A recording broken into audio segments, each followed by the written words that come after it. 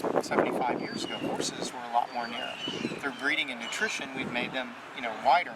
And so when we come out and we give it to you, the squire gives it to you, it always goes on your toe, and then wait till you grab it. Okay. Okay. And that's where you would wear it, is like right over your first, like your big toe? Okay. And down, and then pick it up, so there's very little behind you. Okay. Or, like what I do is I have it here, and I just shoot it up. I let it slide in my hand. But it's really just a personal preference, however you want to do it.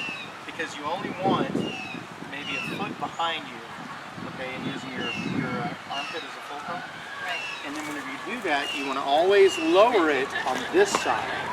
Yeah, come down like in an arc like that, because then what happens is guys get used to doing it this way and sweeping it over, and then they'll sweep it too far, they'll hit the horse's head. So right. If you're always used to bringing it down here, sweeping it over, it's when it goes. Do it again. There you go. So if you want to walk and around. And you do that in like the whole 30 yards that you're like, you start from the hole like this. That's quick. We start back here, and again, you want to use the space between the fence and the lance rack to get the horse going. And what you do is, the horse should be moving at the speed you want by the time it passes the lance rack. Okay, so then what I do is we signal up. This means I'm ready. When you see your partner raise his lance, you lower yours, and that means I'm taking off now.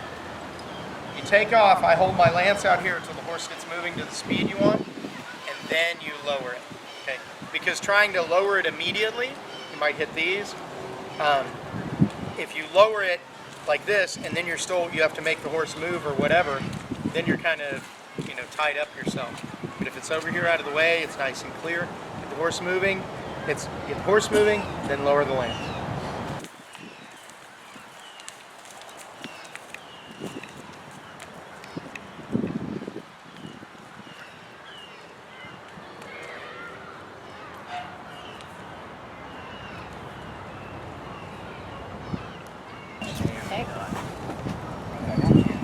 Now put the reins in there. Oh, this is tricky. So what we try and do is we try and train the guys to keep your hand right here, nice and low.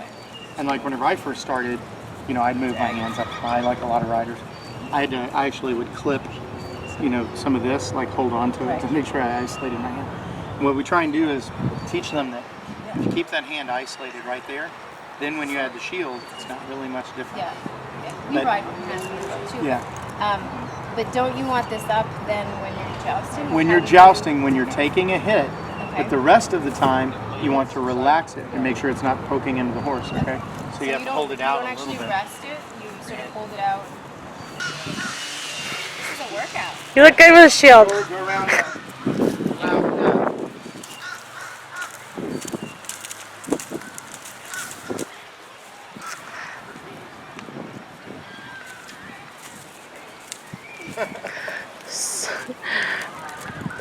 Sir Susan. And you know what? Every one of us, I'd like to pretend like we're big macho guys, but every one of us, same thing. First time you're you're like, wow, this is, because you're just using muscles you don't normally use in that way. It's the trade-off. Sparkly. There you go. But this one's fashionably beautiful too. Do the helmets come in pink and white? They can. Okay, now the trick is to shorten your rein. So, get that on your toe, the lance on your toe. Lower your hand and reach it.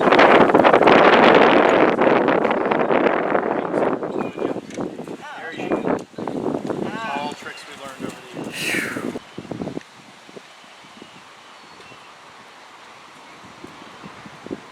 You want to start from here or straight? Ideally, you want to start straight. Because if you start straight, then he'll end straight. Like right now, he's laying down. But he's not going to probably stand there for a long time.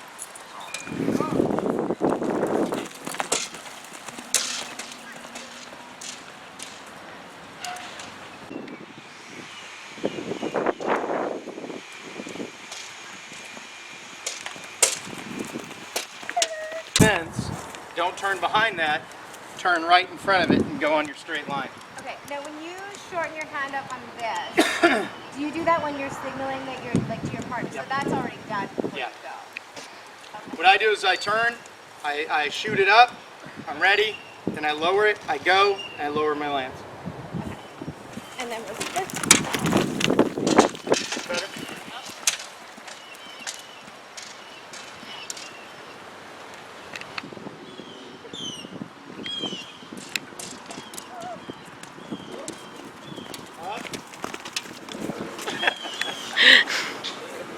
Just kidding.